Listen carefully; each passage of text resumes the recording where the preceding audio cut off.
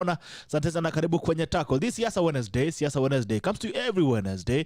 And today, this morning, we have Daktari OJWANG, DUNCAN OJWANG, Dean of Law, Africa NAZARENE, and BICHACHI, and by the communication strategist. This is first time on the tackle, so I hope you're going to have a very good discourse this morning. It's a pleasure to have you, and as usual, I request that when you join in, please like. When you like, I get to know that you're watching us. I'm glad you like. Please share.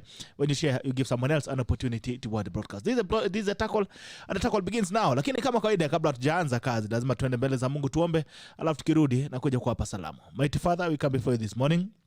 We worship you, glorify your name. Thank you for opportunity to be alive again this morning. We thank you for health. We thank you even for everything that you've been able to wake up to. We thank you for this show. We thank you that you go also for the audience and the panelists. As we start up with us and when we finish, glory and honor shall come back to your name. Every other person who is wishing and praying for something this morning, may you meet them at their point of need. In Jesus' mighty name, I pray and believe. Amen and amen. Asante sana. Naona kuna watu mamka tayari. Ni nani? Let me see. Nima hapa naona ameniwekea ndio B namba maneno. Haya, anasema no one ni gani? No one number. Kiptanu Kiblandu Kipkwechle. Sijui kama ni airtime alipata jana. Alundia. Oh yeah, sawa. Tumana nambari, utatumanishiwa airtime. Tumana nambari kama ulikuwa umewini airtime jana. I think I need to read out the name of the guys who won the airtime yesterday, so that we can have this very clear. Tusianze kukorogana. Kwanza alikuwa Vincent RC, alafu Kilefa Sirchir Vincent, Alfred Kipto, Bila Kemei, Simba Jeff Kirui, Cheluget Henry, na nani mwingine hapa? Cheluget Henry, Kagile Mbonye, Kipkwai Tarus, Sankara Kibor. Hata mmoja mwenye anatisha ya time kukua jana. He didn't win ya time bwana. Kiplandul. Omba ya time pole. You didn't win at mesa. Anyway, Johnson Quiet, good morning, watching from Litin. Asante sana. Kipkali Arab Coast Gate, tuned in from Rainbow Resort Ruiru. Tuko pamoja, asante sana. Mwalsade, my brother, good morning to you, my brother. Good to see you. Joseph Nyaguthi, anasema Bitok credit come through. Atantangalia kama ulikuwa among the winners for yesterday. Emmanuel Serem, Amusha Isaac Serem, na Leonard Serem, Aaron Deritu, good morning GB, good morning to my brother, to Yala Quen Jackson, give it up Mwesh, haya, sante sana, good morning, Emmanuel Serem, Moses Gebenenyi Ganeda Mamusha, Moses Kamau, Taklas, tunacheza kama sisi, sante sana Moses Kamau, all the way from Eldoret, it's a pleasure to have you, Andrew Kithirimu, morning bro, tuned in kama kawa, sante sana Andrew Kithirimu, Kevin Chesang, anasema, yes, asante, Kevin MC6, anasema, good morning, Ashak Tetako, good morning to you, Mulili David, good morning, intellectual, you are blessed to be tuned, niko kwa earphones hapa job chini ya maji. Asante sana. Thank you so much Mulili David for tuning in this morning. We really appreciate it. It's a pleasure to have you. Bedi Pop Kapombe tuned in from Mlolongo. Watu wa Mlolongo. Asante sana Wasiata na Wamuganesa. Asante sana Amos Mayoyo morning from Voi. Asante sana Kevin M6 anasema leo pia kuna ya time ya first comers. Leo unajua kila siku si Christmas. Haya. Tutangoja Christmas nyingine. Jeffet Charlie Meli morning from Canada. Asante sana. Thank you all the guys from Canada. We really appreciate you. Naona pia kuna Dan Meli. Good morning my brother Dan Meli. Good to see you. And happy belated birthday. Happy belated birthday Dan Meli. Unto Danville Investment Panel. Happy belated birthday. It's good to see you on the tackle. Steven Flames Lentomaga watching from Thika. I love the show sana. Asante sana Steve Lentomaga. Aaron Korir. Good morning GB. Good morning to you. Aaron Shadrack Mandago. Good morning Nicole LD. Asante sana Mechuki Danieli. Good morning Ashtak Tetakol Mudui Evans Mudui NN Gure tuned in from Muranga County, Kare. Good morning, tuned in from Eldoret. Asante sana Kare. Caleb Limo. Good morning. Kemwa Anderson Kibiegon. Good morning, great people. Good morning to attend Cape. Good morning. Good morning to attend Jakama Senior. Good morning from Mombasa. Asante sana Polycarp Kibet. Salimia watu wa Moiben Karandili from Northern Southern Sudan. Asante sana watu wa Karandili Moiben mnasalimiwa na kijana wenu hapo. Naitwa Polycarp Kibet. Asante sana Kimtai Vini. Mark Bichachi. Haya, anasema Mark Bichachi ameingia ndani ya studio. Dictator Usuji Okengo. Bitok Buziere muno. Asante sana viewing well. On the chung line Bitok bring this show in the evening bana. Kuna shows zitakuja za weekend za jioni. Unajua sasa baba yetu alifunga nchi. So wakati atafungua basi itakuwa na show za weekend jioni. Alafu tutajua inakuwa vipi. Rashid Abdalla Chemaso, good morning. Niko ndani leo. Asante sana Muhammad Abdullahi. Muhammad Abdullahi mpotea sana bana. Anasema good morning Kenya. I say Ramadan Karim to all Muslims who are watching.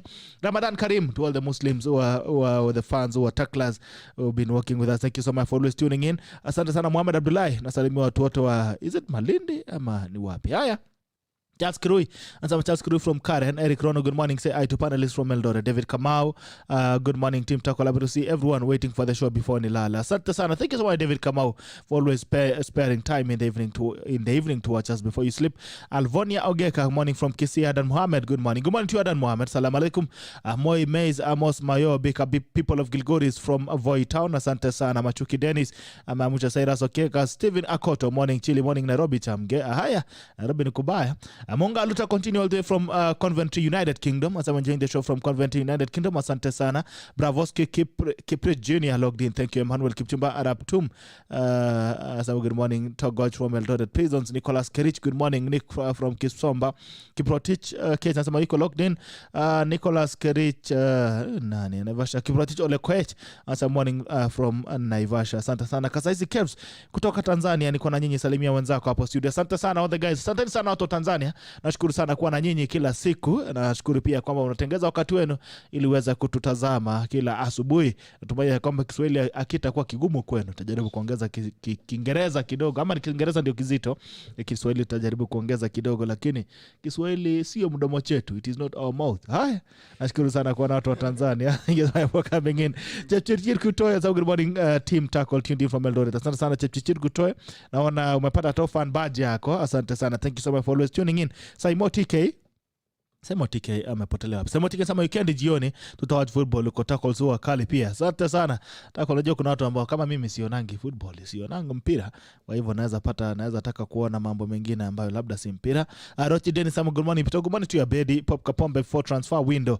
Isha, please bring William Ruto. Haya, yeye anakuja mwezi ujao. June lini? Utapata Chief Asla kwenye Tackle, alafu tutaweza kuzungumza pamoja. Naona Rotich Dennis anasema good morning to you. Dixon Sambai, good morning Gerald from Nyayo. Iris Larry B Ward logged in. Asante sana. Collins Keter, good morning from Narok. I wish all Muslim happily and joyful Ramadan and peace and unity in our country. By the way, let's wish all our Muslim brothers and sisters Ramadan Karim. Victor Samuel, good morning from Jubilee headquarters. Hey, bado ipo. Haya, asante. Sanata Kipto Eric Asama Jamgeta Tackle all the way from Kyongon Bomet. Steven Mushai, good morning Steve from Ngong Chebore keeps Justin, good morning, watching from Masaku. Lucy Mitei, addicted to your show, always informative and interesting to join the Tackle. Thank you so much, Lucy Mitei. I really appreciate. May God bless you abundantly. Moses Waweru Irungu, good morning, watching from Nairobi. Robert Ndegwa, good morning from Atlanta, Georgia. Asante sana Robert Ndegwa, good to see you. Nelson Osiega, show iko juu nikiwa hapa Yaya. Asante sana huko mbali. Tafutana tunywe kahawa. Mark Bichachi, good morning. Good morning, sir. How are you? Good to see you. Salama. Siku mingi sana sija kuona, mwaka mzima hivi.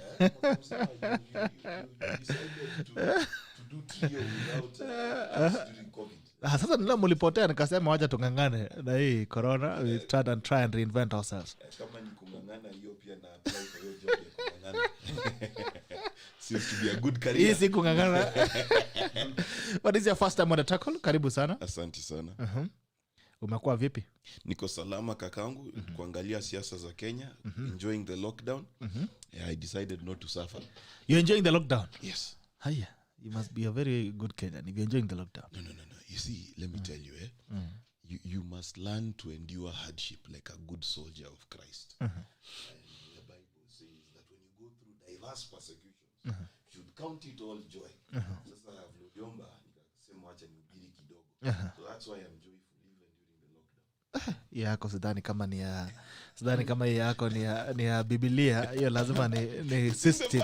You must be the system. Yes. Timothy, Paul writes to Timothy and says you should endure hardship like a good soldier of Christ. And then Romans chapter 5 says that you count it all joy when you go through diverse trials. Yes. So you're counting it all joy. Yes. I can see you have the first, someone who's watching the Tackle for the first time, Judy Sawe, second born. Asante sana Judy Sawe. And someone she's watching for the first time. Karibu sana the Tackle. Na usisonge. Weka notification. Tukienda live every day, unaweza kupata notification ya kwamba tumeenda live, alafu haraka unaweza kuingia kazi. Salimia wa Kenya, Bichachi. Wakenya wenzangu, good morning. A pleasure to be here. I haven't seen Dr. OJWANG in forever.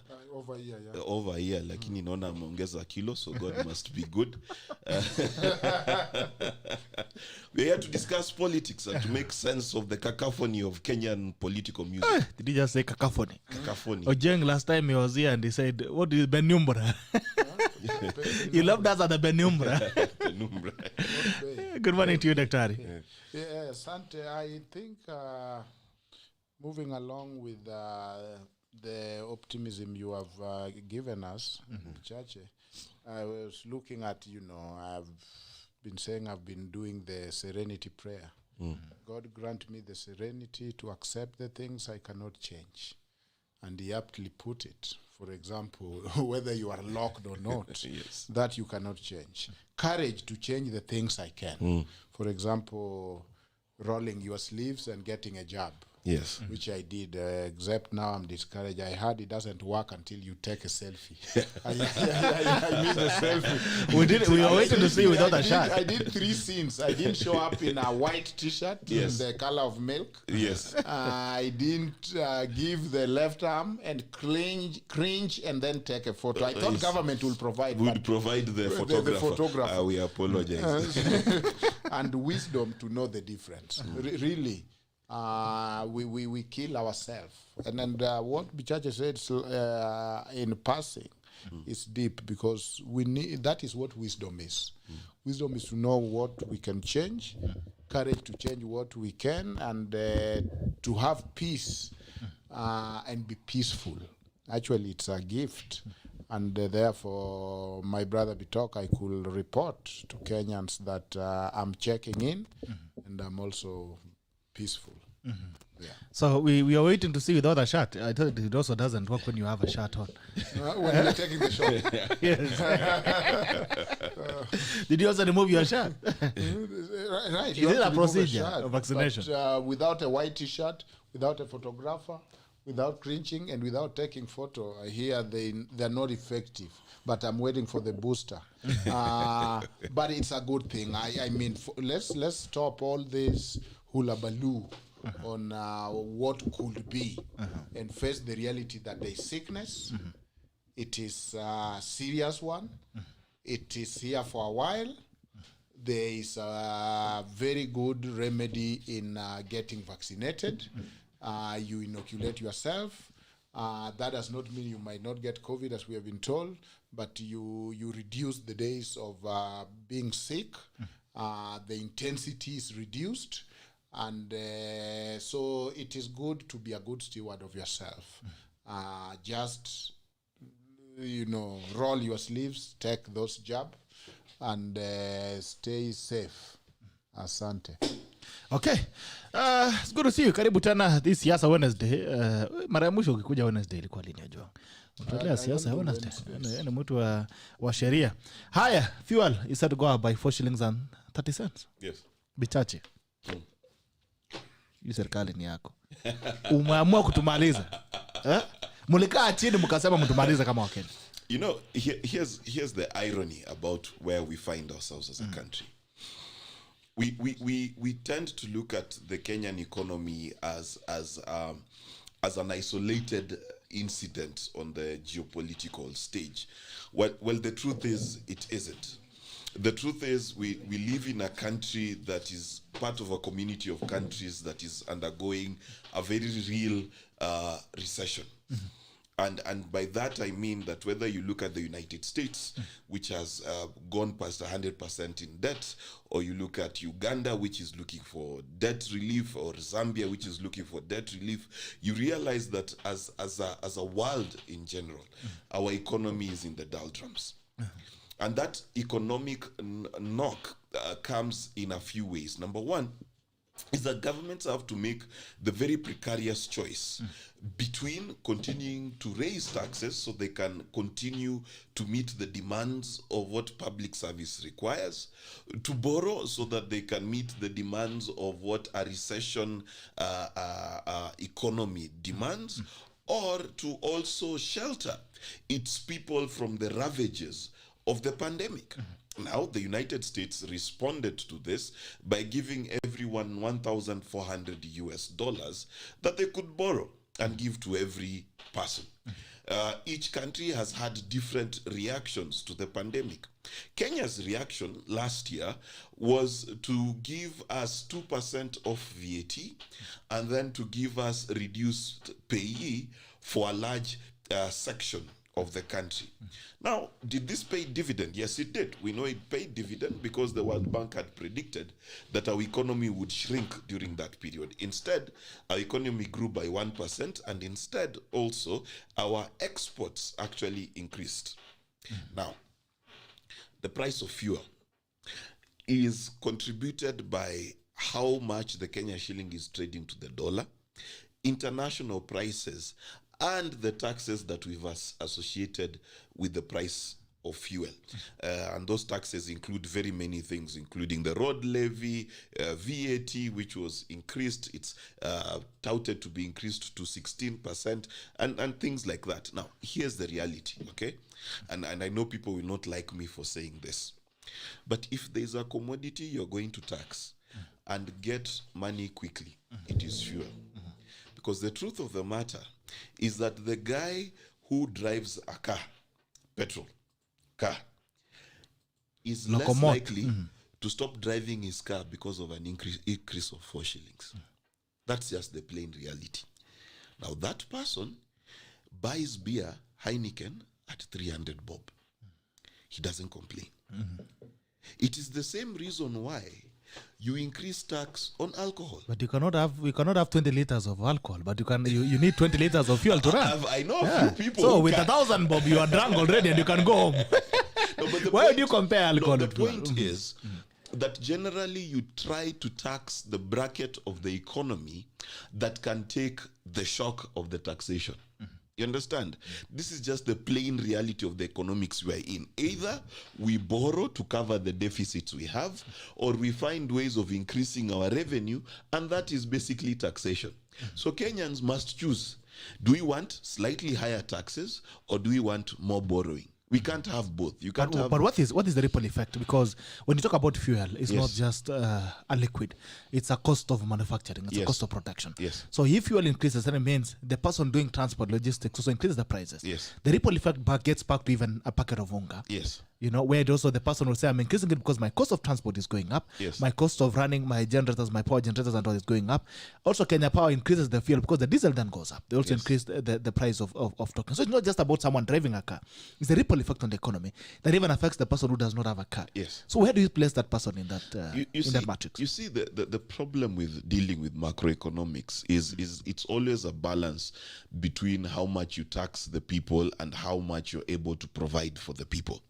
And those two things are related. And there are only two ways for government to raise resources. That is taxation or borrowing, both internal and external. Now, here's the problem. Right now, borrowing is considered very toxic for government. Okay, because Kenyans will have a hue and cry about it. But at the same time, Kenyans do not like to be taxed, right? So what is going to happen? And this, I'm giving you a free prediction. In the budget that's coming up, and you better pray that COVID does not end by July, if I was the Minister of Finance, I would increase taxes simply because what is required is we need more resources to put back in the economy so that Kenya can move forward. We need to find a way of stimulating the economy. Now, unfortunately for us, the biggest spender in our economy is still government. Okay, so if government does not have money to spend, then the ripple effect also exists for that same person. Because if government is not building roads, there is no person to work on the construction of the road. If there's no person to work on the construction of the road, there's no Mama Uji to sell that Uji to the person constructing the road. You understand? So the knock-on effect of either of these activities is the same. What we must be clear is you must have a balance between how much you tax your people and how it affects the economy, and also how much the government spends and therefore also affects the economy. You understand? Okay. So it's a coin with two sides, which is why the path is balance. I'll give you an example why balance is important. A lot of the time we talk about inflation being a bad thing. Correct? Because you go to buy a packet of unga, it was 100 bob, it's 110 bob now. But you don't complain when there's inflation on your land. When the land you bought at 100,000 is at 500,000, that is super inflation. But we don't complain because it is a positive. So equally, inflation is not a bad thing in and of itself. It needs to be balanced so that economists argue that if inflation is below 6% per annum, then your country is doing okay. Because without inflation, then the value of goods also does not increase. Okay. Ojwang, when did you start competing with America? My brother is saying America is doing this and that. When did you start? And also, the other day I was doing shopping. And when my bill came on the teller, it was almost 8,000 shillings. And the shopping that I carried with my hand. Na mkono moja. Long time ago, 2,000 shillings. Ungehitaji watu kubebe mzigo. You need those guys who are working at the supermarket to go and do the packaging in the put. So look at it this way. The price of fuel are going up. I'm sure you heard the argument from my brother here. They're saying they're increasing taxes because they're avoiding loans, but they're borrowing loans to increase the taxes. What are your thoughts? Yeah, I've heard, and I think it makes a good argument. How about avoiding wastage? How about avoiding corruption? How about reducing your expenses and avoiding unnecessary projects and avoiding stealing? So let us not give allowance, and Bichache is a good exposer of the word of God. Let's not give allowance for flesh. Flesh has done it again. The allowance of flesh comes this way. At no point did I say that let us support corruption. No, I was asked an you- economical question. And the economics that I have spoken about is sound.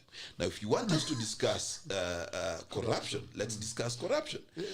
Yeah, but I'm saying that the allowance for flesh comes because if you tax me to death, and then we are highly taxed, and you tax again say that I cannot manage the corruption, that we are wasting and we are losing what, up to 2 billion? 2 billion every day. Every day. Then you don't have the moral glory to tax me or to come to me with an hypothetical example. Yet you are what, you are Zacchaeus at the booth. Why was Zacchaeus had to be saved? Because Zacchaeus was, it is logical, it makes sense. It is us to support the government. The government does not make its own money. But when it wastes money, when it steals, when it has wrong priority upside down, when the whole government come to support the so-called legacy that we don't understand, then I get a little concerned, because all I'm doing is I am supporting this and that and that, and I'm spread thin without tangible benefit. So I think that the high taxation, I'm not an economist, but the argument that, no country have taxed themselves to prosperity. When somebody drive that car, and like Bichache is saying, I don't think driving is luxury.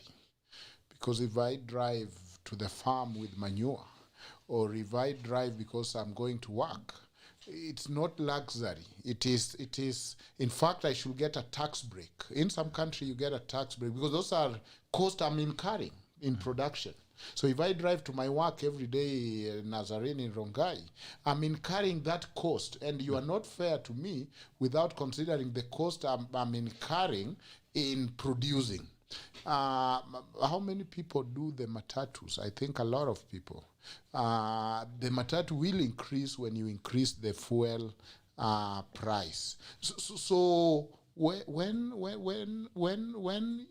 government can only see an economic argument, but at the same time fail to do what they're supposed to do. You are not just supposed to tax. You are also supposed to protect that money. You are supposed to tighten your belt, as you tell me to tighten my belt. When you don't do that, then you lose the moral glory to go for it. And what happened is everybody become clever. Because if it's a man-eat-man society, starting from the government, then everybody is trying to say, okay, the less I tax, the more I hide from the government, the more I'm reducing the chances of being stolen from. And that's a good thing. So the whole package and the economical argument, as sound as it might be, cannot go without what actually happens. That somebody is doing this, that somebody there is corruption that we have not checked, that there is a little bit of misguided priorities, and there is a little bit of somebody who have not understand times are tough. Yet it's like we are funding somebody's addiction. And then that become not sustainable, because if somebody now is an addict and you keep funding them, then you find that at some point you run out of money or they run out of the addiction, whichever way. Thanks. Can you run out of addiction, or you can only run out of supply? If you are getting addicted with somebody else's money, you are running your addiction life with somebody else's scholarship. Then if the supply is cut, then you might consider rehab. So how do we rehabilitate the government that is addicted to loans? Or a leadership that is addicted to loans? It's on you still, John. Yeah, you see, World Bank and IMF, that's why Magufuli, the first people he had a quarrel with was IMF, or I believe one of these institutions. They usually come at the tail end when you have failed. It's like being, it is almost an accepted thing that IMF and World Bank don't develop us. We develop them. Because the loan, what we pay, and it's usury to some extent, and we have failed to manage our things. So when we borrow to pit into a hole, it is fine. But how did we get here? How did we mismanage? Because when you go borrow, you have seen the conditions they are giving, and they always give conditions. By the time somebody is giving those conditions, you know you have shared some aspect of your sovereignty, because now it's somebody managing your affair because you are a spendthrift, and that is a bad place to be. Okay. Although there's something on the conditions by IMF, BICHACHI. One of the conditions is the streamlining of parastatals.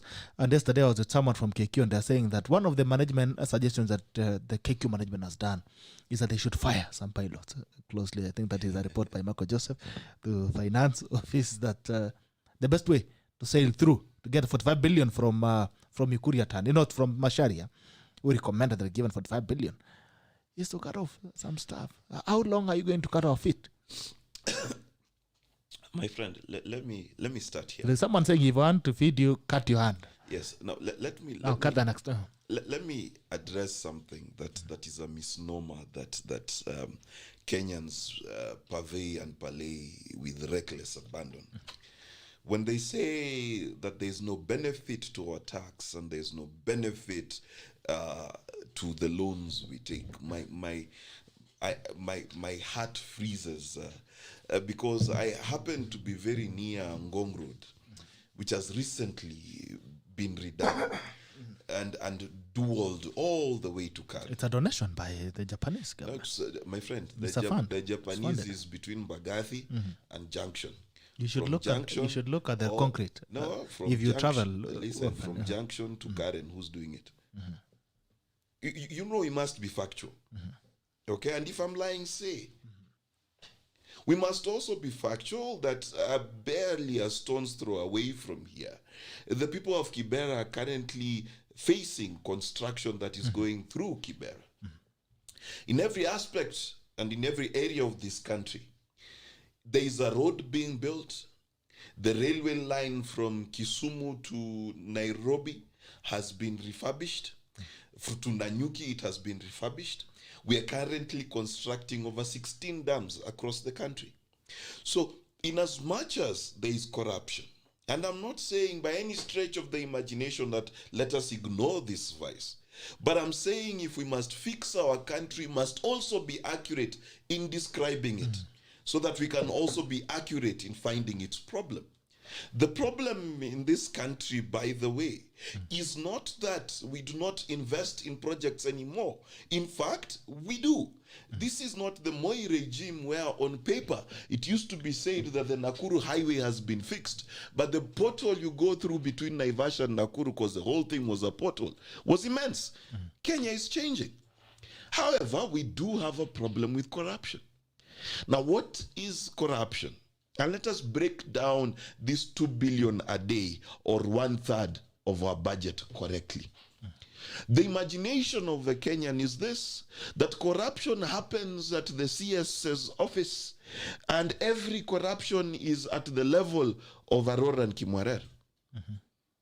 I wager and I bet you it is different. The corruption that is stifling this country occurs all the way from the chief's office to the procurement manager of the smallest parastatal with the smallest budget. Procurement occurs because we are a nation that believes that entrepreneurship without morality is how we become wealthy. And here's the problem. Much of the corruption that occurs in this country is legal. Because remember, the current Speaker of the Senate was accused quite publicly of procuring wheelbarrows at 100,000 shillings a piece. And we were told they were non-carcinogenic. I question, why wasn't he ever arrested? He was not arrested because in our laws, for as long as the tenders he received, he gave the tender to the lowest bidder, then that 100,000 was consumed legally. The problem with corruption is not with the head of state per se. The problem with corruption is a society also that will look at Mark Bichachi tomorrow driving a Range Rover and flying a chopper, and you'll make me an elder in your church without asking me where I got that chopper.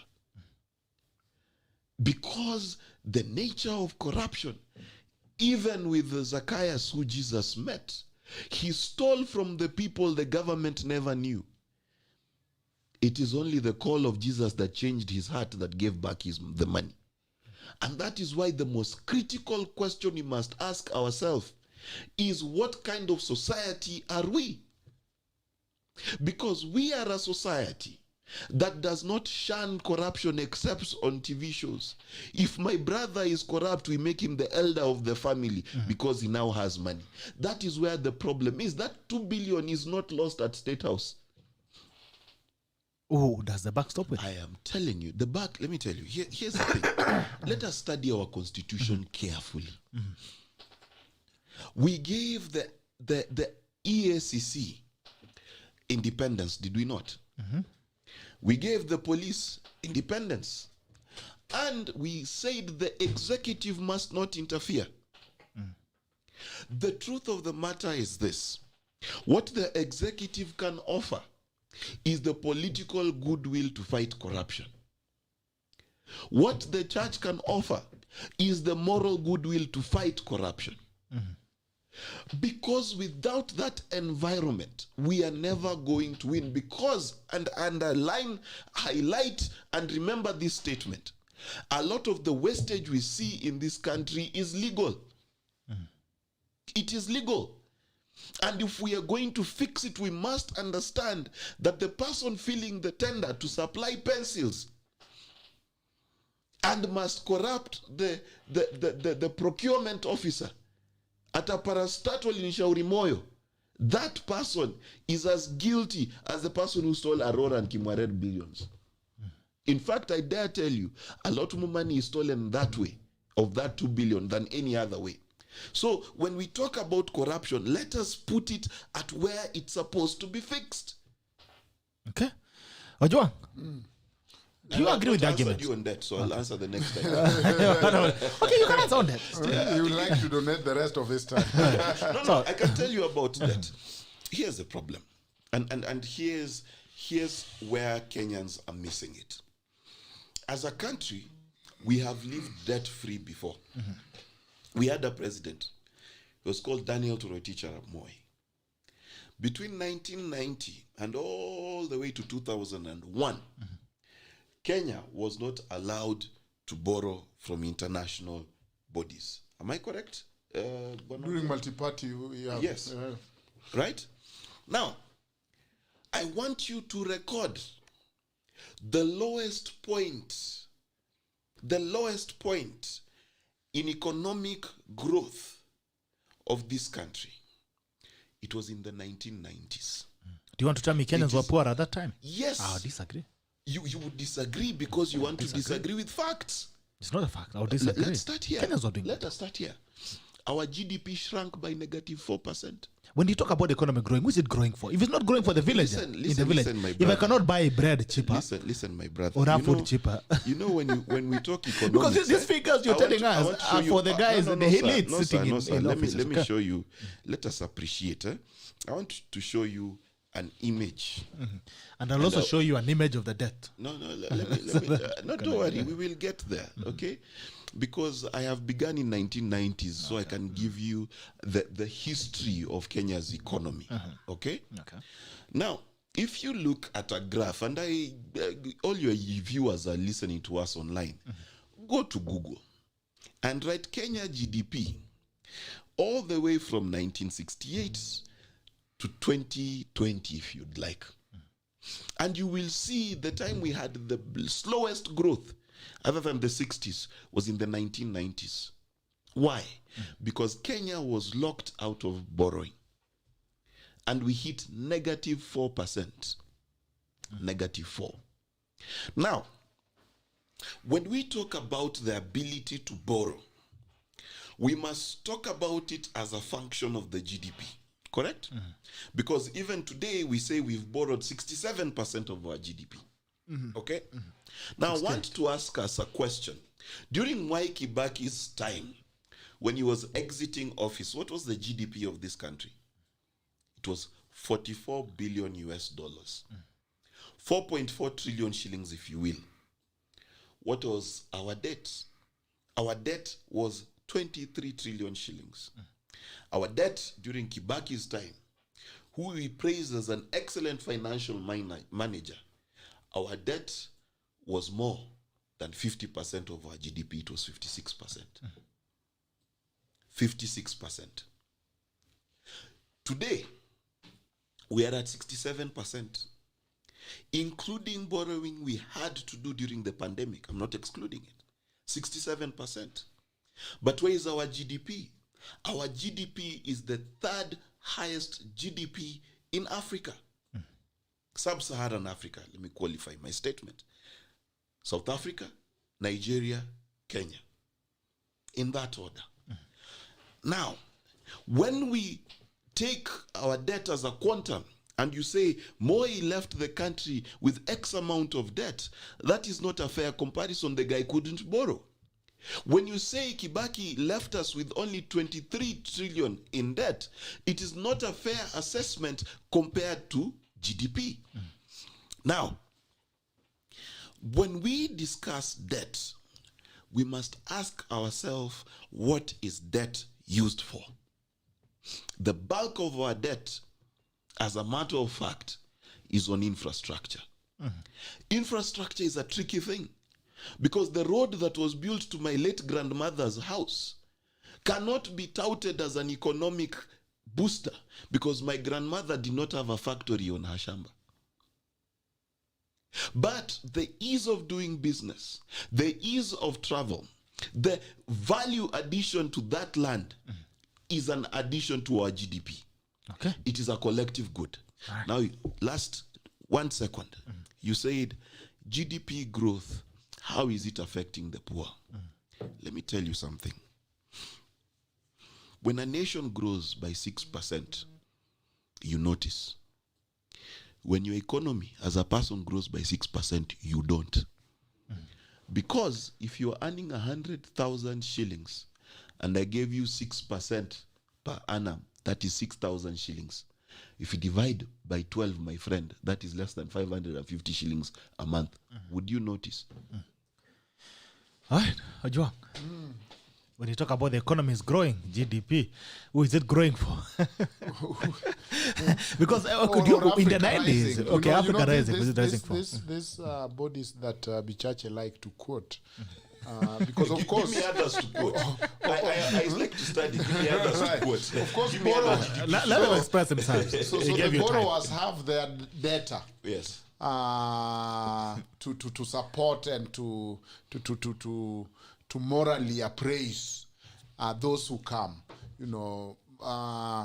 so they produce very good data, and he said World Bank, he said IMF, are the very people who are actually the lenders. The economists have moved from checking at GDP as the only measure or the main measure, because it has been it has deceived more and it has concealed more. And so the question you are asking is very pregnant. It's growing for who? Even when we were told to chart the slogans that World Bank gave us, Africa Rising, we had to question it's rising for who? It goes back to the foundational issue of what is development. So if you see what we are now seeing, the cabro economics of putting cabros on roads, and we call that development. Again, there are people, including the African Development Bank, who have questioned the priority of the projects, especially the big project. That some are designed by themselves as a corruption place. So somebody design a whole project, and yes, you might see the road, but in terms of its prioritization, it was the quickest way to get money. And so it was the project launched, yes. Did you see something black around walking in the... Yes. But the whole corruption is that this project was designed because this is where I'm going to get my money. So the biggest thing that is killing Africa is projects that are designed with corruption or kickbacks as the main ingredient.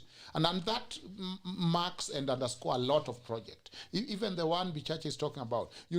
How comes the same statistic is showing how, for example, the fish has shrunk in Lake Victoria. There's no more fish. That is not a lucrative project for somebody. But do cabros and roads. There is no fish in the stock. There is no much the water hyacinth and all that. So the designing of projects for the sake of corruption has been one problem. The second one, I'm one of the people who don't buy this thing of we are all bad,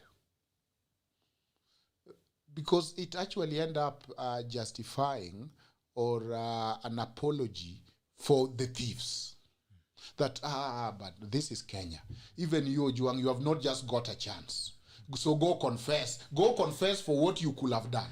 Yet somebody has stolen already here. And so it comes as a way of cushioning, generalizing, and minimizing the theft. So the idea of let us spread how much we are all thieves. Even you, when the baby cry, you have bribed them with candy, therefore you are immoral, just like somebody who took Kimarer and you are all guilty. That is a red herring. No. Let me don't misquote me. I said the procurement, the tenderpreneur. I did not say every Kenyan. I'm very clear.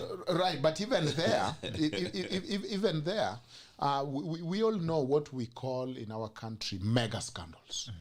Starting from Eurobond, starting from Chicken Gate, NYS,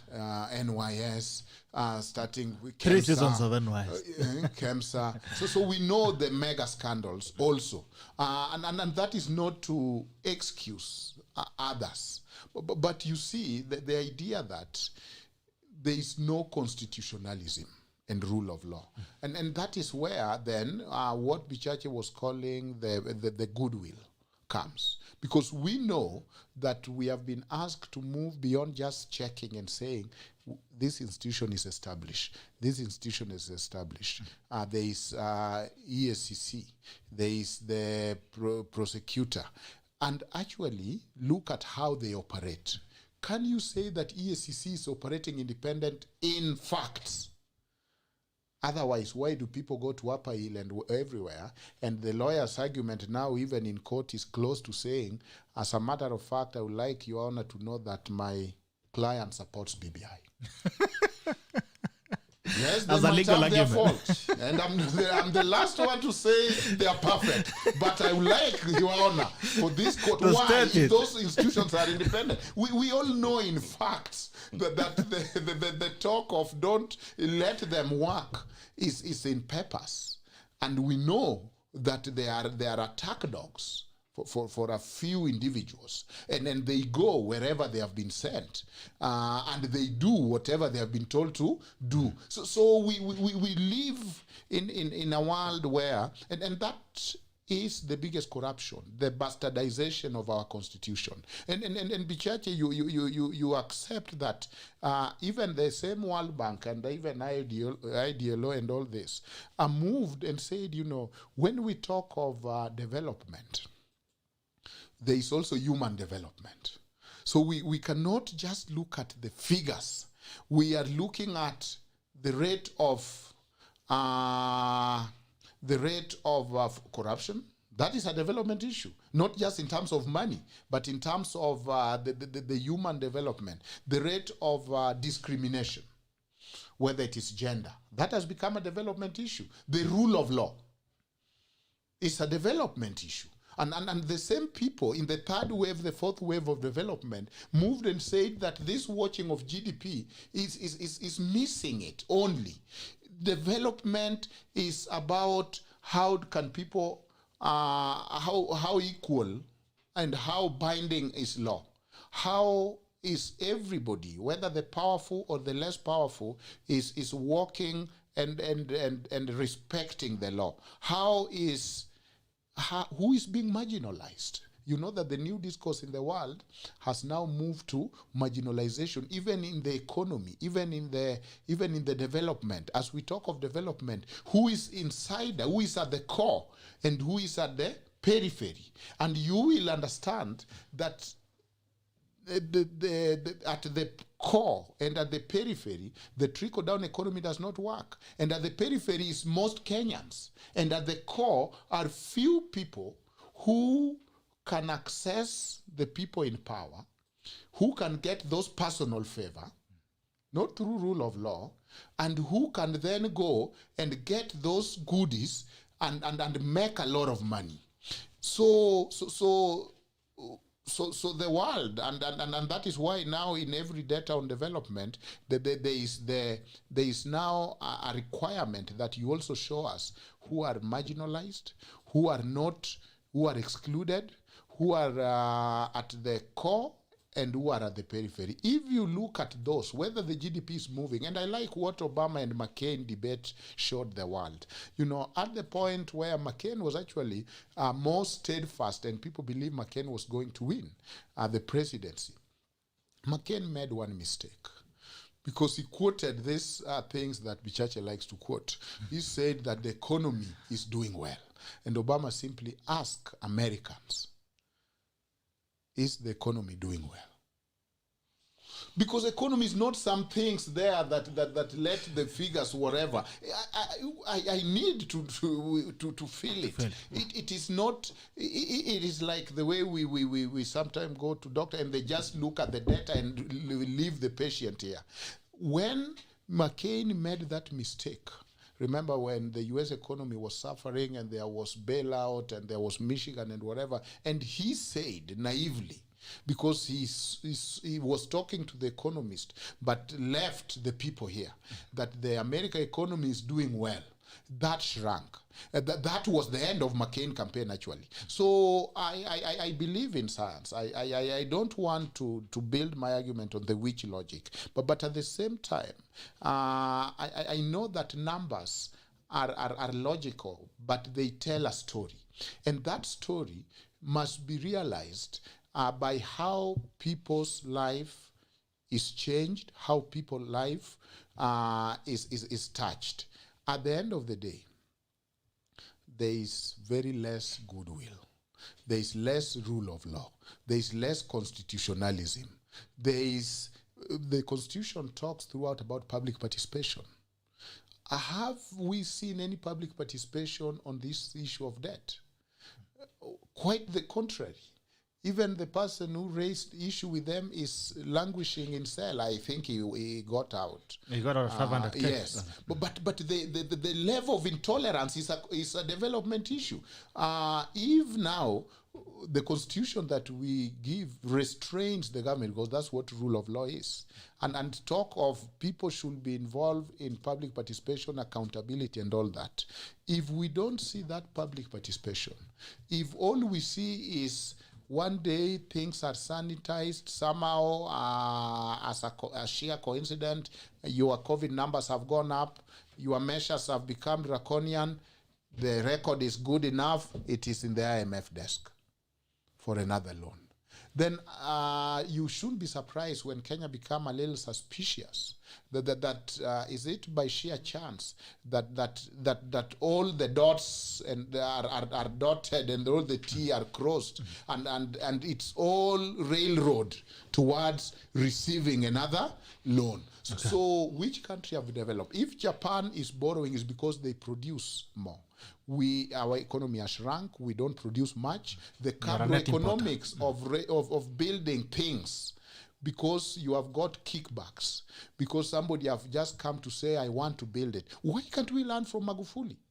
Magufuli, the first enemy, the first enemy that Magufuli disagreed with was World Bank. And you can see what Magufuli did. And of course, World Bank will give us very good statistics because we are comrades. And will give Tanzania very poor statistics. But go to the village and ask Tanzanians, are you eating a balanced diet? How many meals are you eating a day? The statistics showing that in Nairobi, people eat 1 meal a day. Survival. As I hand it over to Bichachi, Dr. I want to ask you a question. Bichachi has insinuated that the economy from the 90s has grown into, the contrast is that we are better now. Do you think Kenyans are living happier today than they were in the 90s? And that's why we have happiness index. Which is a measure just as much as we do GDP. There's now, which one is the happiest country. Isn't it? There is statistics on that. Which one is happiest country? We also look at the statistics of who live longer and all that. The happiness index indicts the GDP. Kenyans are gloomier, if there is such a word, more miserable, more fixed, less hopeful, and in the process, those are actual bearing. So that we can watch the books, and there's something called cooking the books. Literally, that books can also be done what? Cooked. But you can't cook how I'm feeling. You can't cook that I'm feeling broker. Is that the right one? You can't cook that. So you can cook they cannot cook your feelings there, but you can't cook how I'm living. That I'm now walking with the shoe, that if I'm to buy a shoe every year, now it has 3 virata. Bichachi, in Magufuli's recommendations in Tanzania, President Uhuru Kenyatta notably said that if there's one thing that African leaders should learn from Magufuli is that African countries can develop without Western financial loans. 2 weeks later, he seems to have forgotten it across the border, and he went back into borrowing. And there's also some, the audience have disagreed with you that Kibaki left a 23 trillion loan. They have disagreed with you. That's not the right figure. I don't know. So you tell us, because he gets 23 trillion. They disagreed with you. All right. So the president himself said that they have learned that African countries can survive without a loan. Now, we are working on our finance budget for June for this year, 2021, 2022. And we cannot finance our own budget. We need to borrow loans to finance it. Where's the disconnect between the lessons that Uhuru Kenyatta learned in Tanzania and what he's doing on the ground? Just 1 second. You know, there's this verse. Whenever somebody wants to rob you, they say, Ojwang, God loves a cheerful giver. And you're like, hey, oh yeah, I need to be cheerful. That seems like what BICHACHI is doing to us. Uhuru likes a cheerful taxpayer. Let me work backwards and start from where my good friend left it. He said that we should copy from Tanzania and Magufuli. Now, on June 10th, 2020, the IMF Executive Board approved debt relief, all right, for the Republic of Tanzania, catastrophe containment and relief trust, and provided $14.3 million over the next 4 months, and potentially up to $25.7 million over the next 23 months. You see, this is the problem I face. I am very clear in my argument in citing facts and figures, because there are facts and figures you cannot argue. But we can also talk about hypotheticals and talk about hypothetical roads that have hypothetically been planned to be hypothetically stolen. Because the truth is, Kenya has corruption. And the nature of corruption is that it is ambiguous and amorphous. But at the same time, we must learn to season our speech with facts. When we say that is Kenya developing in other indices other than GDP, I ask myself, is building a road to connect Mandera, Turkana, to the rest of Kenya, is it inclusivity, is it not? I ask myself that when we reduce the rate of maternal deaths from high numbers in the early 2000s to very low numbers today, are we not developing our country? When we reduce the number of old age poverty by creating direct cash transfers to the elderly, are we not socially developing our country? When the government decides that it's going to have a program to provide sunscreen to those of us who live with albinism, are we not developing our country in the right path? When the government says that every government building should slowly put together ramps so that those people living with disabilities can have a way of accessing these buildings, aren't we improving? When today I can go on my phone and apply for my passport online, am I not seeing an improved country? When today we sit and we say over 20 million adult Kenyans can access the internet on some form of a gadget, the highest of the entire African continent, aren't we improving our human index? Yes, Safaricom a parastatal. It is because technology is an evolution. It does not include government. No, it does. Safaricom was started by government. So the government is a chief shareholder in Safaricom. Let's not forget that. So if the government was not working, we could not be having. Let me tell you, the truth of the matter is Safaricom would not exist were it not for the Kenyan government. And these are the things that we like to ignore. Because the picture we like to draw, and the reason why I do not enter that particular vortex of reporting complete negativity to the Kenyan people, is that number one, I do not want to join a choir that is saying the same thing. My objective is to inform factually. And that's why I've asked my good friend here to give me any context within which I have lied to the Kenyan people, and he cannot. If I tell him to quantify which roads have been built without prioritization, he will also fail. Because under the new constitution, my dear brothers, our budget is a matter of law. It is a bill that is passed by parliament. It is a bill that has the parliamentary committee in charge not only of budget, but also the various sectoral committees sit with the different stakeholders. and determine what budgets are needed for everything. By the time the president assents to the budget, even the Minister of Finance has to return to Parliament to vary that budget. The reality is that every project that is done, a feasibility study is done, a prioritization study is done, and government does not simply walk blindly. That is not to say that there is no corruption. Because even when we do the best feasibility, there is an accountant somewhere who will sit and do a deal with someone else and say, can you please vary the cost of your cement? That does not indict the entirety of the project.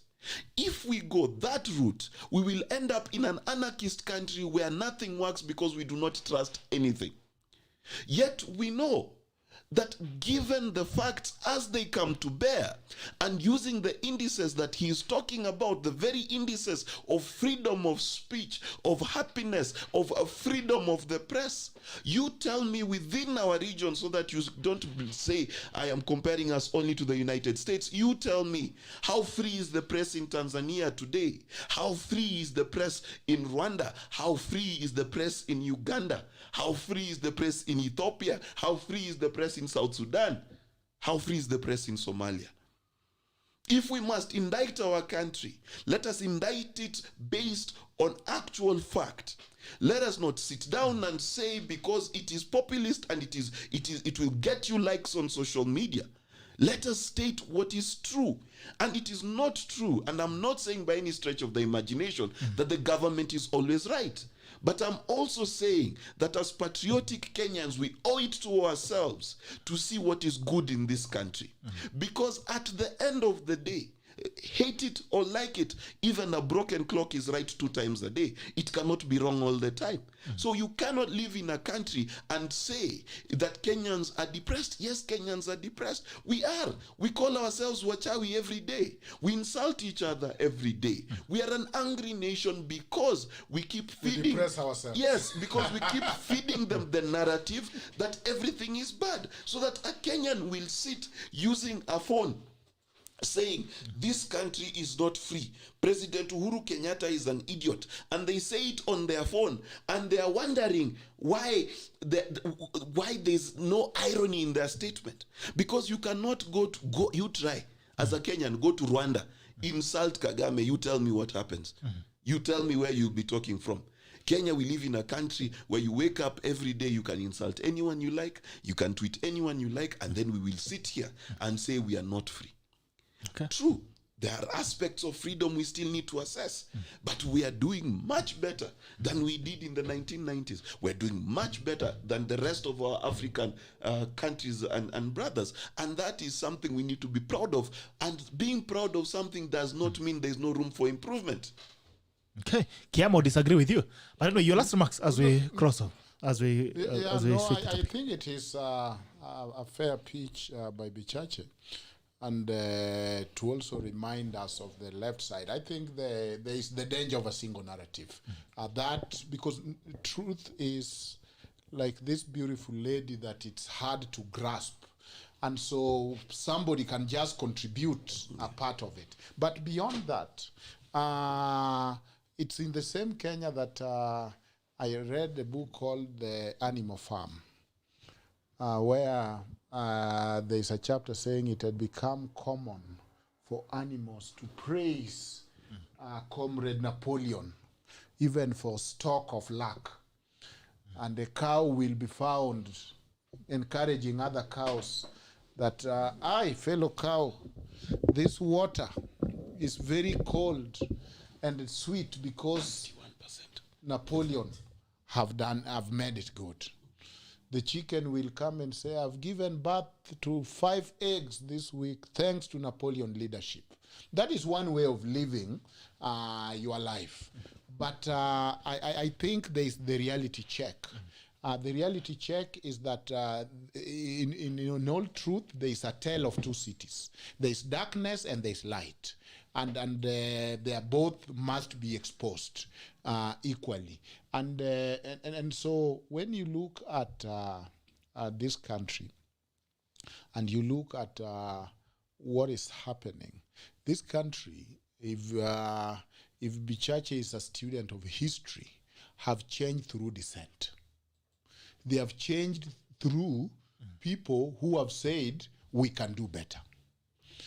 It has not changed much because of people who have said, this is the best water. If you look at our history, and then I can, whether it is the parallel swearing in of Raila, whether it's the fight for position, whether it is the devolution that Ali Masrui fought for, whether it is the independent, whether it is the Kadu saying we want federalism because the bigger community will take everything.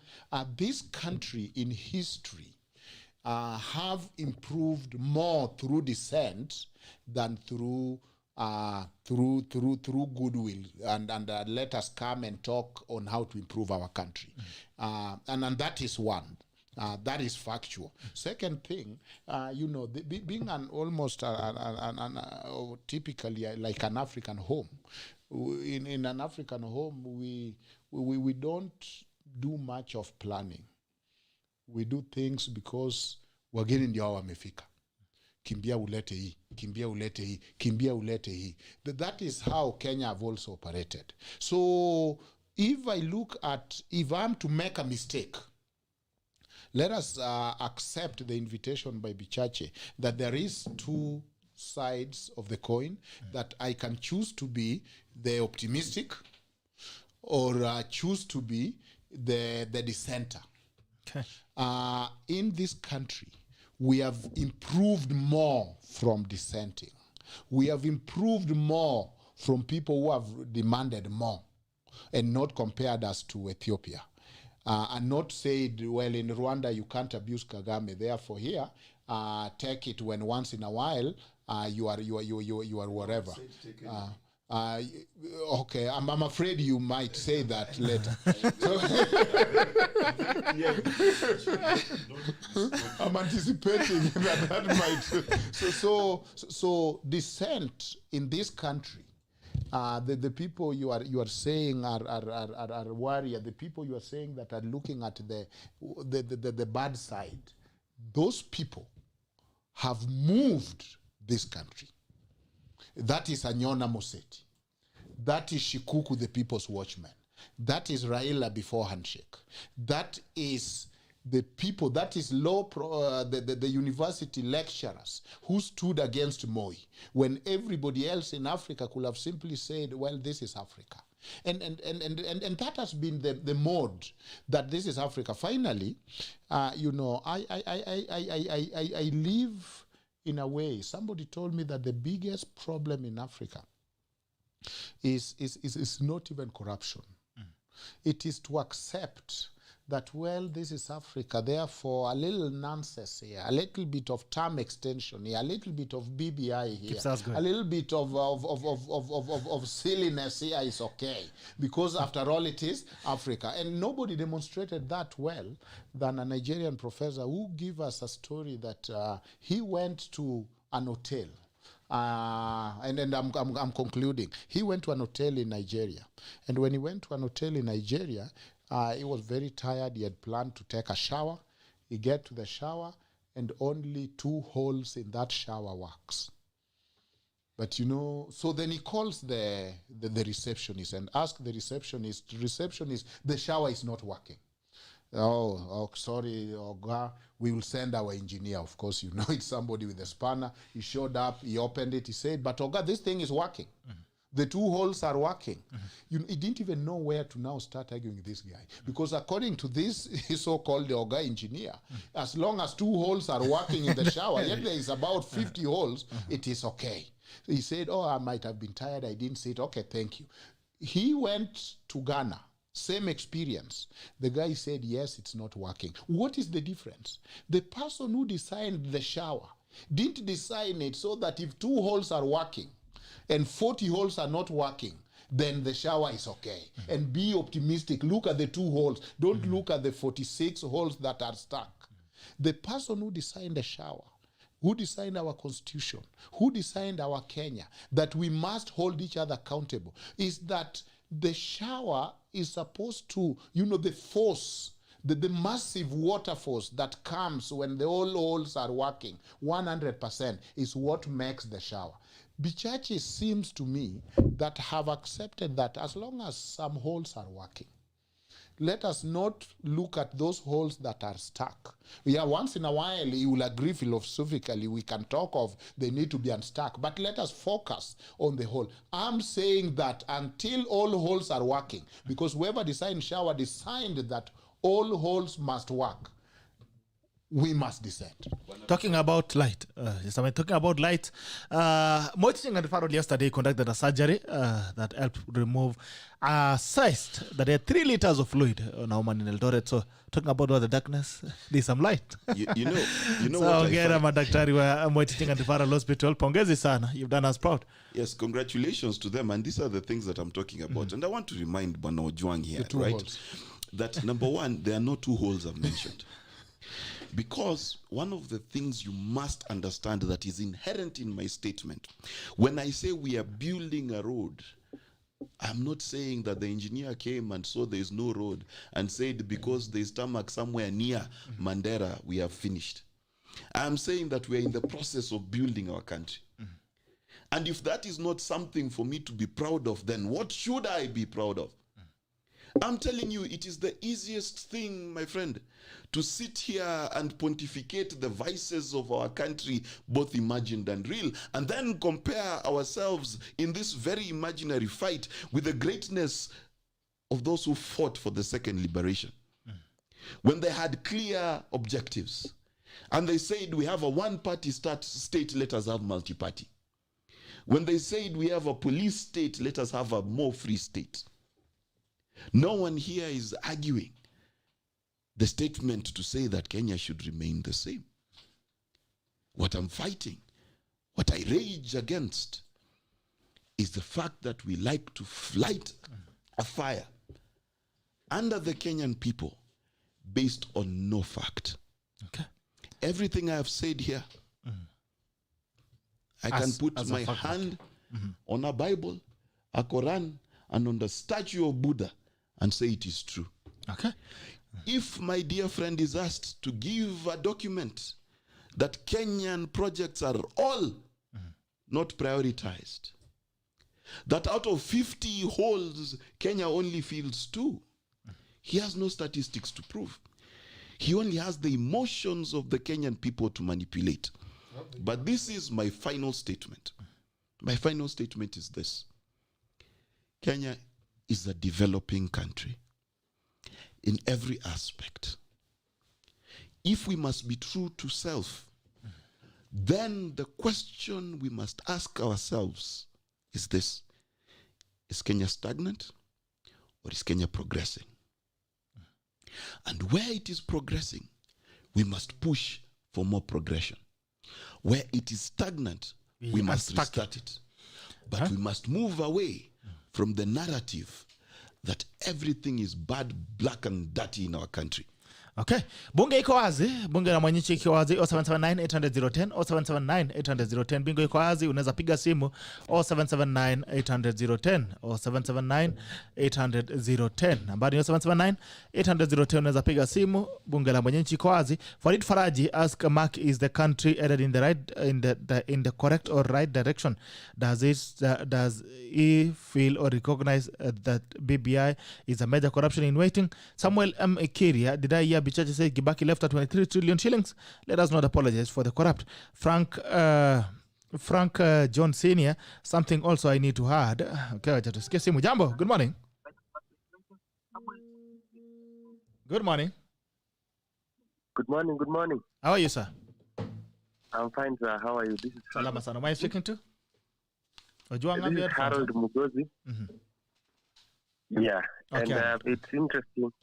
It's interesting to listen to your speakers today. But on the question of freedom of speech, here's my take. We in Kenya we have the illusion that we have the freedom of speech because we can only speak so much about so little.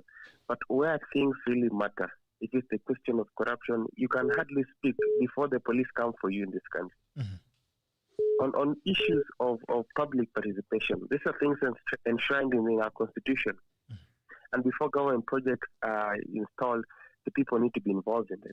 But how often are the people actually involved? How often are we, consulted on this matter? So for me, the freedom of speech is not about talking on social media on hula baloo and things that don't matter, but on where the rubber meets the road, on things that really matter. Kenyans don't have a voice, and if you speak so much, then the police will come for you. So can our panel today really address those issues? You are a Kenyan. Do you feel the economy is growing according to the GDP that is you're talking about, the percentages? That World Bank points to. I'm a Kenyan. I'm an economist by profession. Oh, wow. The GDP for me is not a real measure of growth for the people. Which is okay. The price of unga for me is really, for example. Whoa, so I'm not so dumb after all. That's the truth. No, wait, for so example, you measure your alternative to GDP is the price of unga?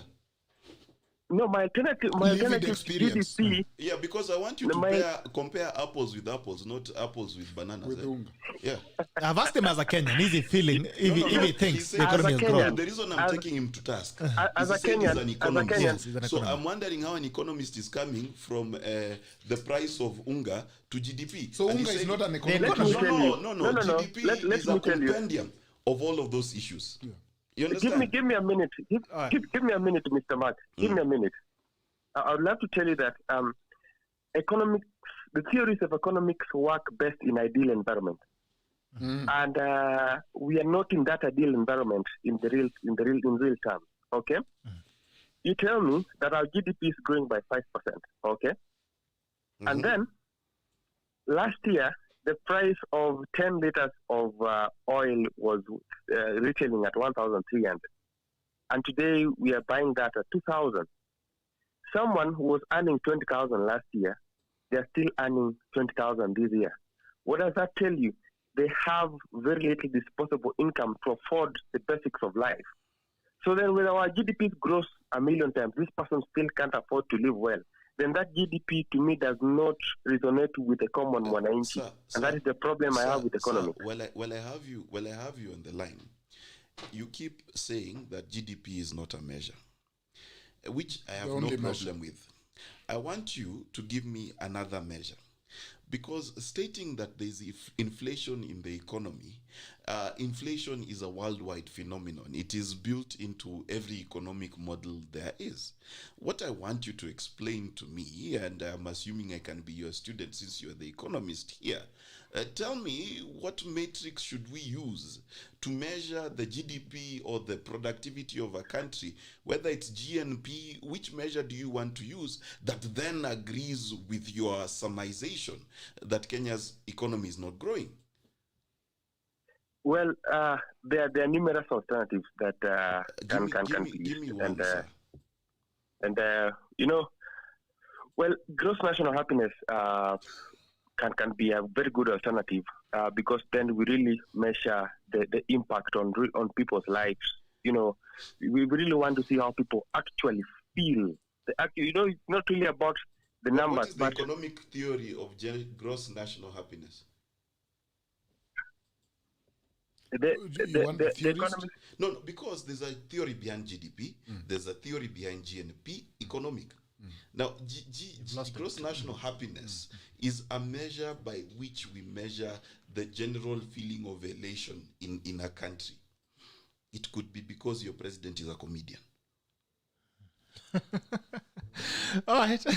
Bunge iko wazi, bunge na nchi iko wazi. Unaweza piga simu 779 freedom of speech is a big one. Because even Russia, they have freedom of speech, but the issue is not tweeting. It's what happened after you have tweeted. And the issue is not talking. And then secondly... But OJWANG, you've spoken very badly about BBI, about whatever. Are you afraid the police will arrest you today? What is BBI? That would prompt them to be arrested. He said, and I don't know which case where... Are you suggesting I should be arrested? No, I'm wondering. Because by how you are arguing and agreeing, I don't know how they will handle that me. If you talk badly, you'll be arrested. So my question is, are you in material danger?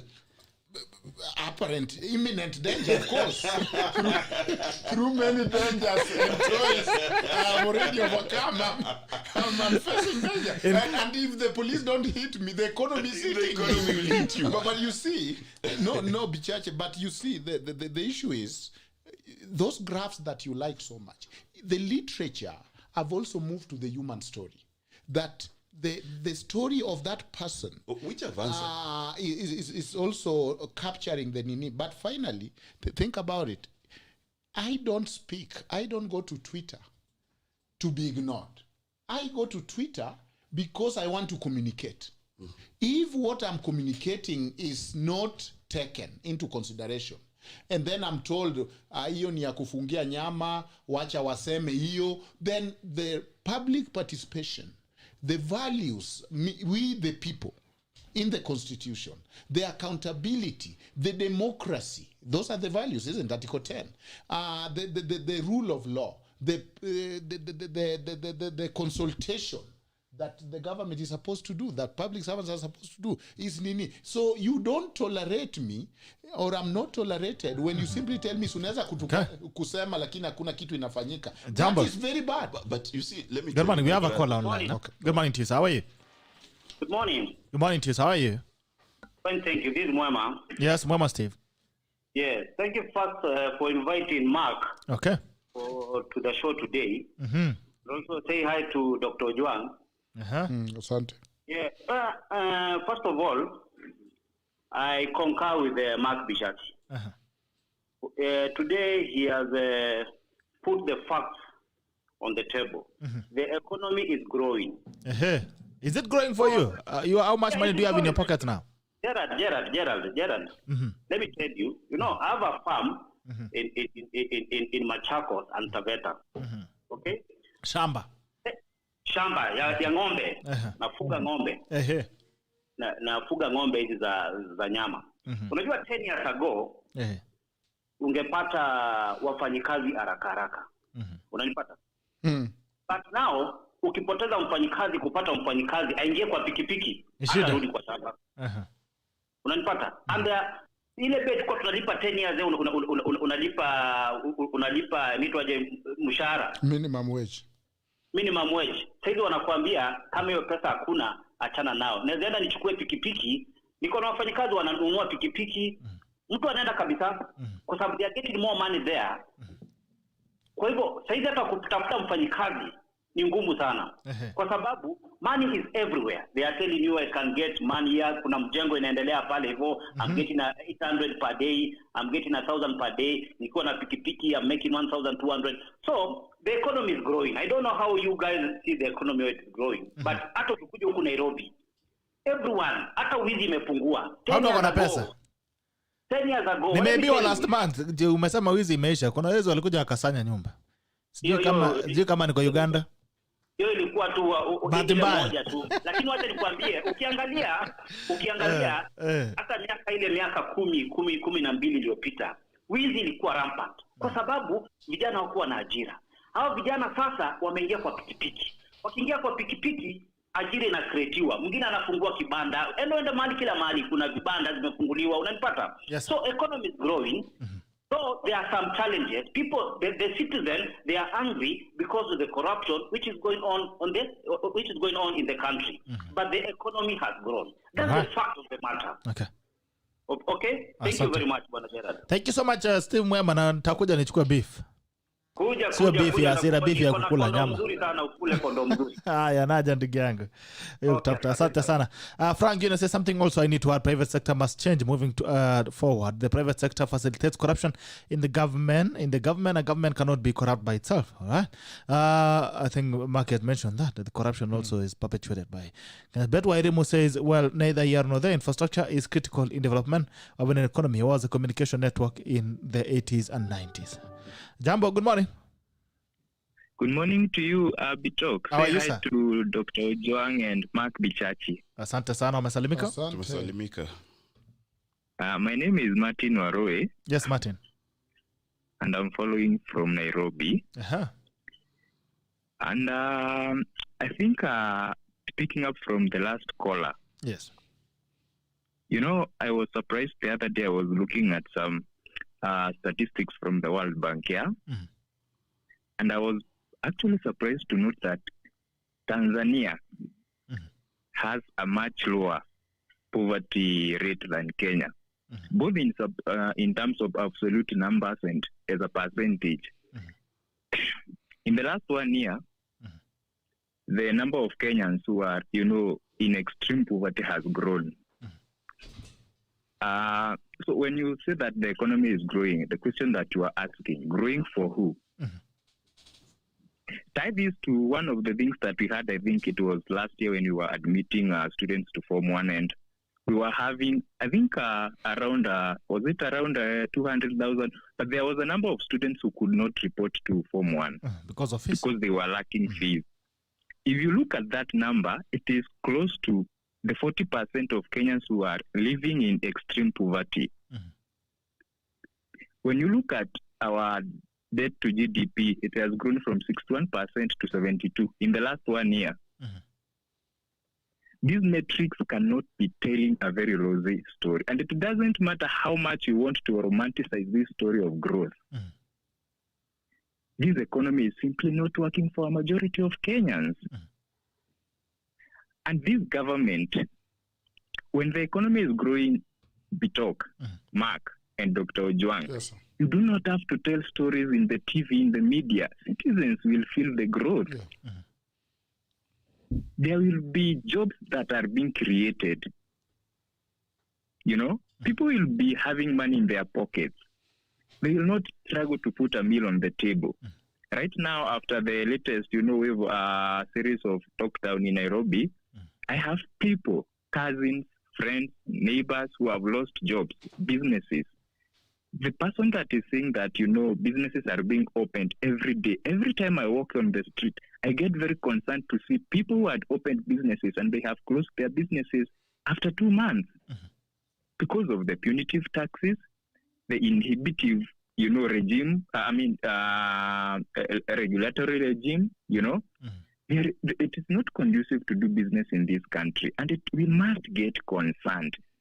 And every time I'm talking to colleagues that we went to school with, I'm always asking them, does this president get concerned? Where does this government get time to engage in things that don't make sense to the average person? Why would you be thinking about your succession when people cannot put food on the table? It's time we got back to basics. And the people who are, hyping this government and the regime and talking about how President Kenyatta is managing politics. When I talk about going back to basics, Dr. OJWANG, I am saying let us focus on things like human security, getting people to have food on the table. The basics. Before we talk about, and by the way, before I go, before I go, I am talking about human security because those are the basic things that happen, that matter to the average person, Mwalimu. Whether it's health, whether it's freedom from hunger, those are the things that make sense. Before I go, this growth that is being touted, this is not public sector. This is not private sector driven growth. This is growth that is driven by public spending in big infrastructure projects that are funded by expensive loans that are unsustainable. So that's what we are measuring. So you can have numbers, but where are those numbers coming from? Do you want to drive our GDP growth by investing in public infrastructure, grandiose projects that are not having an impact on the average person? So let us, if it's growth, let it be driven by the private sector. The only business that the government has is to create an environment where the private sector can drive. Can we say today that our private sector is thriving? We cannot say that because we are not seeing the jobs that would come from the private sector.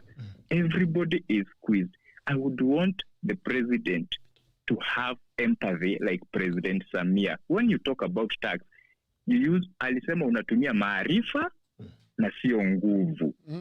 Tuone serikali ikitumia maarifa zaidi na wala sio nguvu. Let us come and reason together. This government must not fight us. And by the way, lastly, Bitok. Yes.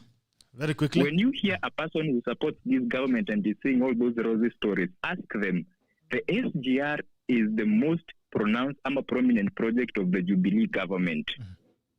It's the most expensive project they have done. Ask them to quote from or to tell you from their head how many jobs the SGR has created. Every time a person tells you that this government has created jobs, ask them, because the SGR is the biggest project. Tell them to tell you offhand how many jobs have been created by the SGR so that we measure this impact. Okay. If they cannot tell you that from the biggest project, the most prominent project, then this is public relations. Thank you. Asante sana kaka. Thank you so much for calling in. I really appreciate. So we'll end the next 15 minutes. The next 15. Jowawiru says infrastructure is being built, but at what cost? Each infrastructure has a big kickback and than its actual cost. Also hearing the expressway has been almost double in cost. Abbas Njuguna says, does the government generally care for its people? Frank Senior, the economy is not doing well. In fact, it's not even doing. In fact, it's not even doing. The economy is in the downshift. Cost of living and basic. Hello, Jambo. This should be my last call. Good morning. Good morning. How are you, sir? Very quickly. I'm fine, thank you. Who am I speaking to? I'm speaking with Jeff Ward. Yes, Jeff Ward. Tuambie. Nkopoa. Yeah, there is a comment that Dr. Yuang said, which is really, really good, is that we should not look at a country's development with just the GDP, the figures. Yeah, because nowadays even the economists agree that development is just more than GDP. Human development index is very, very important. Yeah. You get it? Okay. So therefore, when Mr. Bichange, is it Mr. Mike Bichange? Mark Bichachi. Yes, Mark Bichachi says that, we have free maternal care, we have free primary education, we have all that. People with disability are getting money, old age are getting money. That's not all of it. Maybe, with due respect, I want to tell Mr. Mike that maybe he should go back into the villages and see. I had an opportunity of teaching in a school before my current job. And all these things I say about free education in Kenya is a hoax, because look at this. You have a school which is struggling to get funds. Like the government releases money towards the end of the year. Really, how does that money help? If you're talking of free education, at what expense? Because really the students are getting frustrated in school, the teachers are getting frustrated, some of them teachers are now getting employed. So if you're talking of free education with all these odds here, how free is it? Wow. You get it? So therefore, let us not focus on these mega projects, the grandois and all that. It's really bullshit. Let us look at how much money is getting into the pocket of the common Mwananchi. Then we can talk about development. If you're talking about maternity care, we're talking free universal care. How many people are actually getting those free services?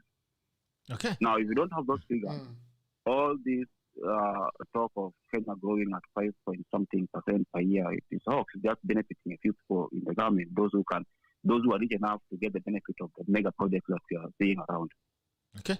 Asante sana, Jeff. Well, thank you so much for tuning in and also for calling in. Have a good day and hope to see you again tomorrow on Diaspora Edition. Thank you. Asante sana. Take care. All right. So I'll read the comments. When I come back, we look very quickly at the headlines. Then we finish in the next 15 minutes to kufunga kazi. I was reading a comment by Frank John Senior, and he says the economy is in the downshift. Cost of living and especially basic commodity purchasing power has declined significantly. We can't even move out of the house to work. This government has literally killed Kenyans. Okay. Woodley Henmokwa says a chief will give Vivian Kogo. Kenyans shouldn't be at the periphery of development or economic growth. We are not cheerful taxpayers. Frank Jeshina says, have you reduced debts, Mark? Frank Senior says, what Mark is quoting is far below the borrowed funds. Woodley Henmokwa, Bichachi, yes, roads are good. Yes, hospitals are good. But Kenyans cannot afford the fuel to use the roads. Kenyans do not have money to have food that will make our women pregnant for them to give birth for free. We don't have money money to access online facilities. Bichachi is trying to make the government look good. Bichachi, we know you will receive an M-Pesa from Murathe or Kenya. Spare us. We read news and we know what is happening. James Mwenda says, before his demise, Magufuli got his rest in peace and joined the bandwagon of taking loans. Let's be real. Huh? Yeah, okay, that's interesting. Peter Ward says, is this man living in Kenya? Why provide road when there is no water school or school in some parts of the country? Keep quiet, Chwili. Bichache should stick to preaching the gospel of God. Odli and Mokua roads are good. Only even empower people to be able to avoid the roads. We cannot tell me that free maternity will come if you men don't have jobs to get them money to buy food and get the energy of impregnating their wives. Abbas Njuguna, Bichachi should go to the ground away from Nairobi and talk to people in order to have clear information of what exactly is happening. Today, people are selling their land, vehicles closing businesses, crimes are on the rise just to make ends meet. Odli and Makua, this man is mentioning us alongside Somalia, TZ, Uganda and Rwanda. Listening to this government, Bichachi is sickening me, so he's comparing Kenyans. Okay, Kenyans to a clock, comparing Kenyans to a clock. Actually, what is this weight? Okay, you know, Frank Senior, Junior, one thing Mark needs to know, Kibaki left 23% of the tax to GDP. As of now, Uhuru has a 14% tax on GDP. That means the entire project are not economically viable in any sense. Okay. Odli Mokua, so this guy is saying that Kenyans depress themselves. That is total. Yes. Rasmi Yawa, Bichache is massaging the government's corruption and failures and kind of apologizes to the corrupt. Bet Wairimu, Bichache brings some needed balance in this conversation. Thank you, Larry Kimtai. Bichache should be realistic. If he thinks as a country we are doing well, then I'm forced to think he doesn't live in Kenya. And if he does, then that might be a state house. Okay. I can confirm that he doesn't live in status. Maybe he goes at night because I meet him at day. Unless he goes and sleeps there. So go keep laggard when someone tells you that he is factual and he doesn't show you the evidence or proof, or rather relies on one source of information, know that he's taking you for a ride. It is like a chicken saying it is a turkey just because it has a bit bigger than other chickens and thrives on the fact those chickens have never seen a turkey. This discussed Bijaji's argument and Brown Nosing Kenyatta's government. Kalio says yes, but at that cost, I think he was replying to a comment. What is the stake? Railway to nowhere. That is yes, DR. Okay.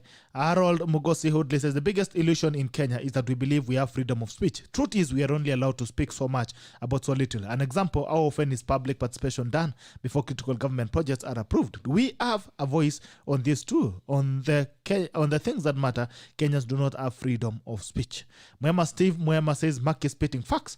Frank Jr. Senior, what Mark is saying is that we should normalize mediocrity. Mukurugenzi Arabi says Mark Bichachi was once a staunch Christian, but the leader became political activist and leaning towards ODM hooliganism. Kathleen Kate.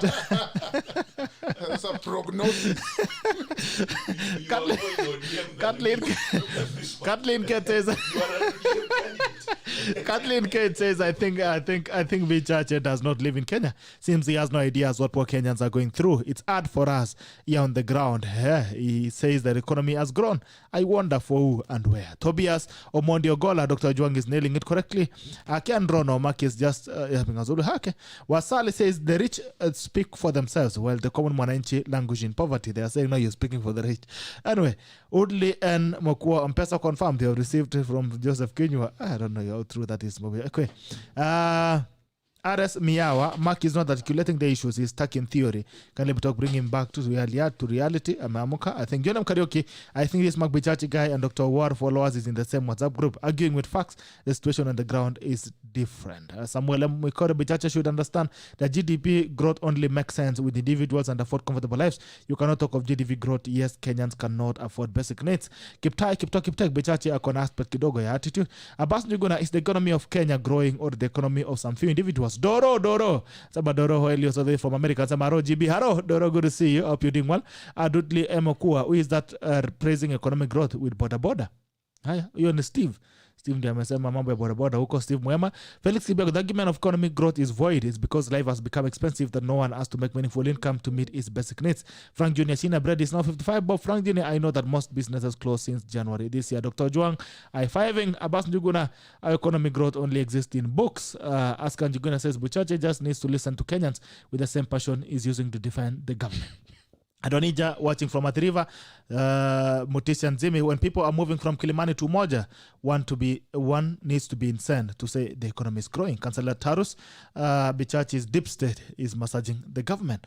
Headlines, Gazeti, The Standard, Uhuru Raila new flurry meetings. A series of caucuses have characterized ODM leaders' rally. On Saturday, he met the president for 6 hours, while yesterday he hosted Gideon Moi and Mo Kenyatta. What's cooking behind the scenes is a question. Woman donates a breast milk to orphans. That's good. Thank you. Tale of expensive white elephant as 157 projects to be put on ice. Okay, you remember projects. 157 white elephants. In terms of project, law scholar Butterflies claims that CJ interviews. And then the most interesting thing about the CJ interviews that you've learned is that your past can really catch up with you so fast. More pain will the oil prices go up again? Ramadan Mubarak to Muslim brothers. Linda Mama Health Scheme at Crossroads. National ceilings 300,000 fine for unofficial car plates on over the week. There was some serious crackdown on Langata Road on people who are having those fancy number plates. They should also crack the whip on those guys who are booting in. Kuna watu majamaa wanaweka zile lights za emergency zinawaka hapo mbele. Anyway, taanza kujua sijui ma VIP bonoko. Daily Nation, spare Ramadan leaders tell Uhuru Muslim clerics and faithful appeal to President Kenyatta to allow them to say the Tarawih prayer in the mosque by extending the start of the curfew. 3 patients die after failure of oxygen plant. Okay, the deaths occurred after mechanical failure disrupted the normal supply of the gas at Nakuru Level 5 Hospital. Raila in talks with Gideon Moi and Muhoho Optics. Analysts say the meeting at ODM leaders' residence sought to send out a message that the handshake between President Uhuru Kenyatta and Mr. Odinga is still going strong, and to ward off Deputy President William Ruto's camp. Game of Thrones, politicians' private talks raise the stakes in alliance building. Professor Kameri Mbote in spirited fight to become a Chief Justice. Next Chief Sako wants teachers to cough up 4 billion. Kama kuna watu wasinema ni walimu. Taifa leo anachezwa tena.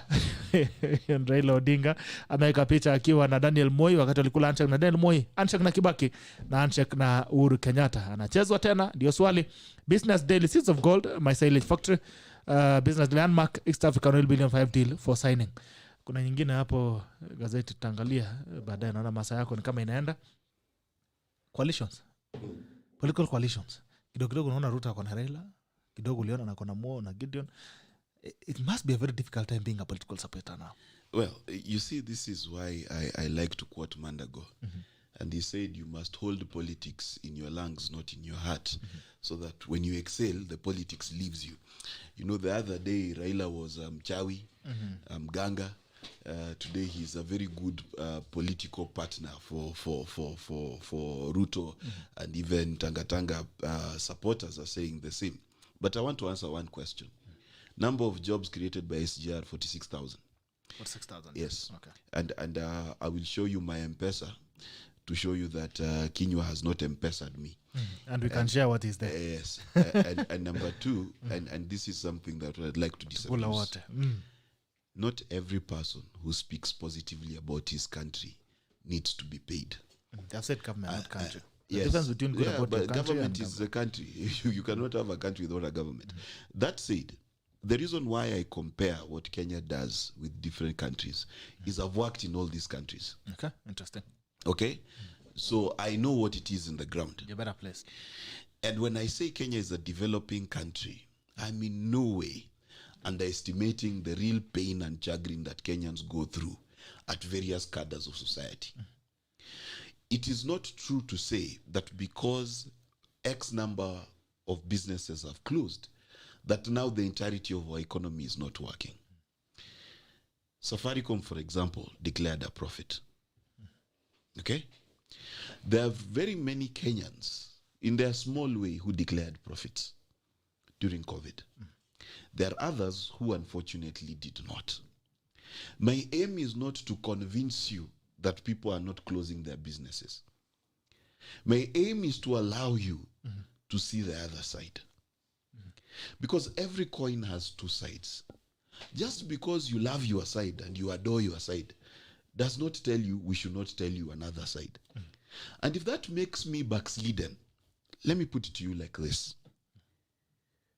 I would rather backslide in hope than die in despair. Okay. Ajwa, You've heard, I said he was a pastor before, so I've heard that side of it. From Mosocho. Okay, OJWANG. No, they have invited him to go to Mosocho a little more. I think the difficulty, and I appreciate this discourse, for some of us who speak for the hood, we are different with those who speak for the axe. And that has become clear because the person who speaks for the hood is speaking in a different way from this person who speaks. That does not mean BICHACHI does not have an agency. He looks to me like he believes in what he's saying, and that is very important. I don't think you will buy him to say otherwise. And that is, again, unfair to think that when somebody articulates something, they are bought. I think that is degrading and minimizing the agency and the human action within us, including sin. We sin by choice. So I'm not one of those people who like to blame the devil. But I think that what is presented here, is summarized by that song, Everything Na Double Double.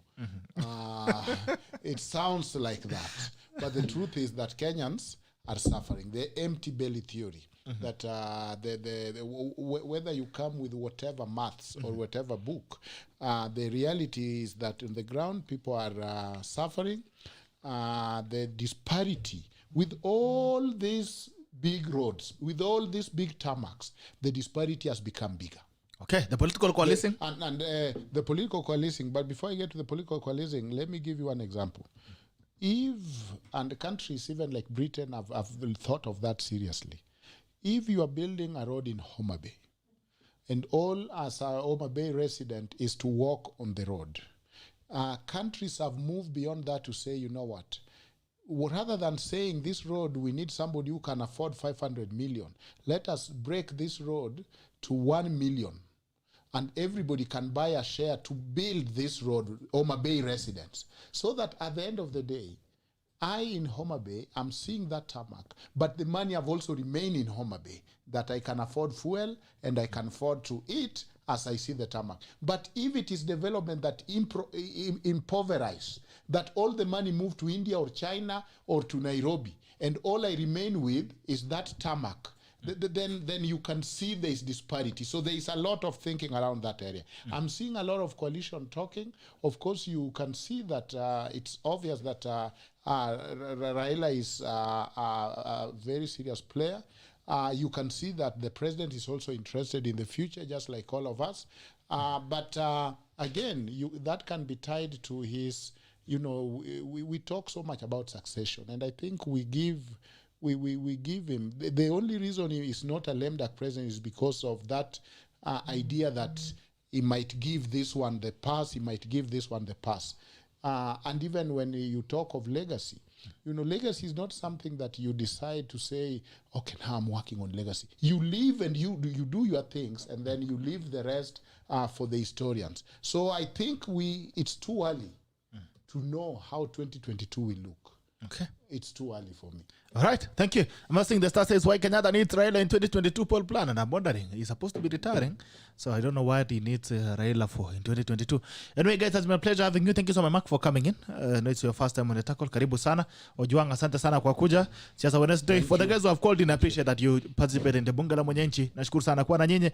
I'll see you again tomorrow on the Tackle Diaspora Edition as we have a conversation with Kenyans in diaspora on what runs and what happens in the country so that we can move forward together. They deserve a voice and they deserve to speak. Thank you so much. Joel Arama, Chairman Diaspora Edition, endelea kupanga kazi pale, alafu kesho tukuwe tuko shwari. Thank you so much. Have a good day, have a productive day, and I hope you get to feel the economy today. Bye-bye. We love you.